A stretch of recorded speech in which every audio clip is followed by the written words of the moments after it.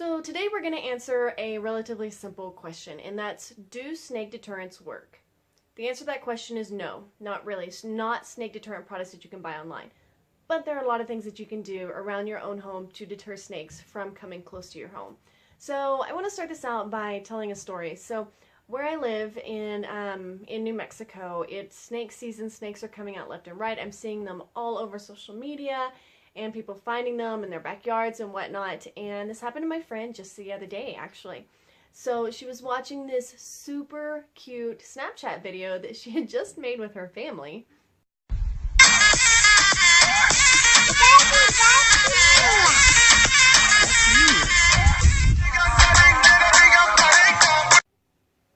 And as she was watching this video, she stepped onto her back porch.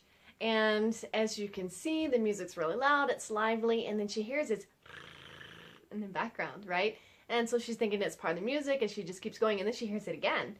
And then she looks down, and lo and behold, there's a rattlesnake right by her foot on her back patio, literally just outside her back door. So of course she freaks out. I think she might have said a few bad words and jumps back in the house, goes to run and get her husband, and as soon as her husband can come back, they see that the snake is slithering away and under their railroad tie border in their backyard.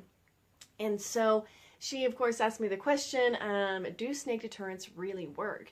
And I knew that they didn't, but I wanted to get a little bit more information. So as you guys know, I'm really big on providing scientific evidence for all of these things that we hear about the natural world.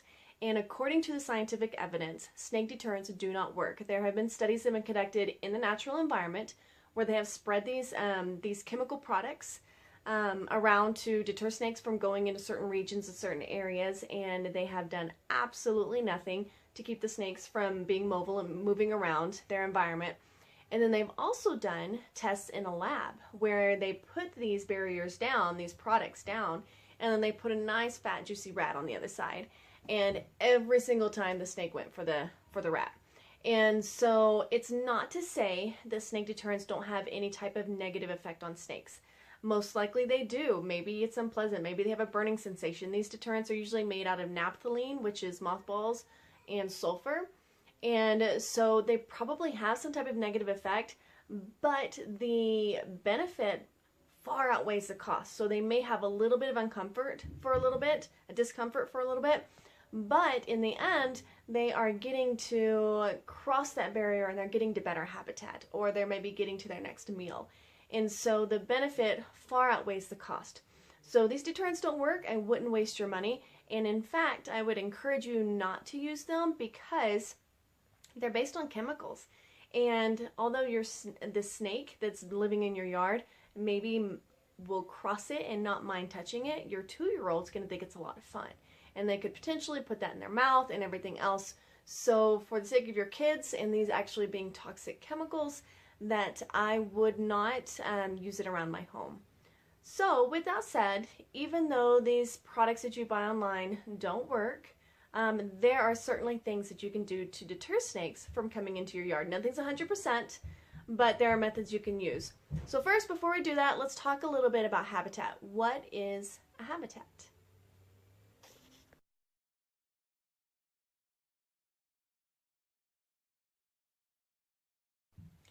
So a habitat is an animal's home. We're really looking at the environment directly where the animal lives. So when we think about habitat, really you can equate it to your home. So you're looking at both the physical and the biological features of an area that support the snake in this sense. So where are they finding shelter? Where are they finding food? What kind of food are they finding? Do they have access to water? Do they have protection from predators? Things like that. So that's going to be what a habitat is. Again, it's really easily defined as an animal's home.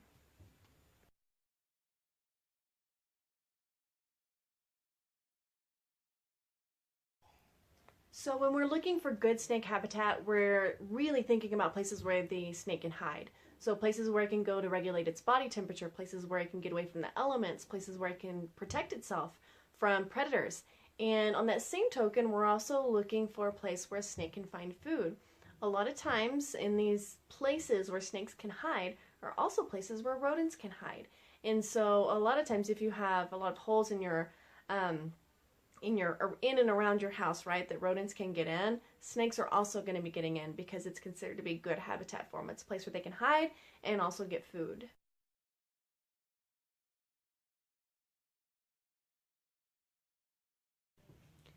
If a snake can't hide, it's not going to feel safe. And if it doesn't feel safe, it's not going to be there.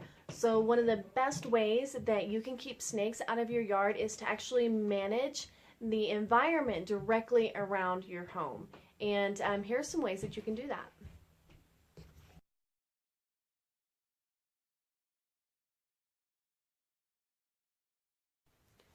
So we have 5 ways that you can manage the area directly around your home. Basically, you're managing the habitat around your home to make it less desirable for snakes to come in. And the first way that you want to do this is to plug up any holes. If you have a house full of holes and dry rot and everything else, you need to plug those up.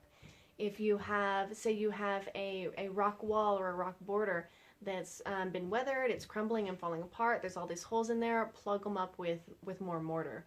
If you have sidewalks that have holes underneath that you've seen snakes go into, plug those up. Basically, anywhere where a snake can kind of burrow in and hide is going to be an excellent place for them to hang out and therefore live close to your home. So if you have a hole, plug it up.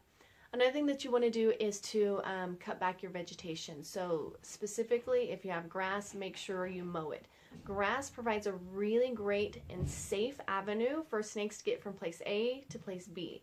And so it allows them to crawl and slither across the ground without predators seeing them, and it just gives them cover. So make sure you mow down your lawn around your home, and also any type of, if you have a garden that's maybe beautiful and bushy and maybe a little overgrown, I would suggest that you cut it back. So there are 2 ways that you can do that. You want to create space between the individual plants, so trim them kind of around, and then also trim low branches. If you trim down those low branches, it doesn't create a low space where snakes can crawl in and hide under and feel safe, right? There's a little bit of space between the ground and the plant. They're not going to feel as safe.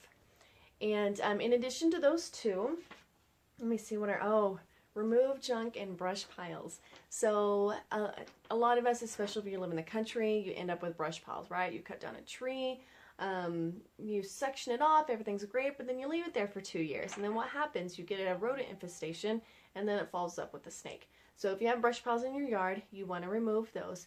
And also junk piles. We have a pile of debris from some construction that we had on our house still sitting outside, and it's a great place for snakes to be able to find cover and shelter. So you'll want to get rid of those. Another thing that you'll want to do is to clean up your kids' toys. And this one, in my opinion, is probably it's very, very important, right? Because if you're used to leaving your kids' toys outside and say they've been in the same place for months, and then all of a sudden your child wants to go play with that toy, there's a good chance that they could pick it up and there's a snake underneath. Because that toy's been there for a really long time. The snake has been living there for months, right? It didn't know that it was mobile. And so your child picks it up and then they get bitten. So if you have outdoor toys, make sure you bring them in at night, or that you are able to put them in one of those outdoor chests, that has no access points from the outside. It's completely sealed. And then lastly, if you have a rodent problem, you need to clear it out, because rodents are going to attract snakes of all types, and obviously you're going to get venomous snakes with it. So call an exterminator or start trapping them yourselves. Do what you need to do to get rid of that problem. If you have, say, a nut tree, and it produces a lot of nuts. Nuts are going to attract rodents. Rodents attract snakes, right? And so if you have a nut tree, just make sure that you're picking up the nuts off the ground, and that's going to help you with your rodent population quite a bit. So there are 5 reasons, there are 5 strategies, I should say, that you can use for deterring snakes around your yard. And like I said, these aren't 100% effective. These are wild animals that live in a wild space that don't know what fences are, right? And so they're just going to go wherever they can go, where they can try to find food. But if you make the habitat directly around your home less desirable, then they're going to stay in the neighbor's yard. And that's what you want, right? Or they're going to stay away from your home, far enough away that hopefully they won't be hanging out on your back porch like they were for Emery. But in the end, that's something that she probably could have never helped. So you have to balance those, knowing that there are things that you can do, but in the end, it's never 100% effective. And if you do run into a snake, if you do get bitten, we have a video on that. Make sure you watch it, and it'll help you know what to do in that type of situation. All right, if you have any questions, let me know.